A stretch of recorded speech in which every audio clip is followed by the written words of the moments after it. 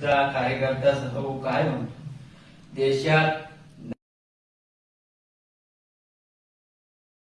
नरेंद्र आणि शिक्षण खात्यात धर्मेंद्र हा म्हणतोय धर्मेंद्रला हटवू नका, त्याची टीप देऊ नका, त्याला हटवू नका, त्याला तसंच जागेवर राहू द्या.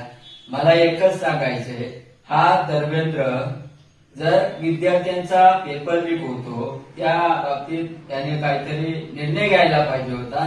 हा गप कसा बसला आणि तू त्या विद्यार्थ्यांना सदाभाऊ, तू भाजपचा कार्यकर्ता सदाभाऊ, तू विद्यार्थ्यांना आतंकवादी म्हणतो. अधिकार कोणी दिला तुला? तुला अधिकार कोणी दिला आतंकवादी विद्यार्थ्यांना म्हणायचा? हे विद्यार्थी तुला आतंकवादी वाटतात काय रे? अरे तुम्ही भाजपचे चेले विद्यार्थ्यांचं आतंकवादी म्हणता, लाठीचार्ज त्या विद्यार्थ्यांवर झाला तेव्हा नाही तुला सुटलं का बोलता आलं काय रे?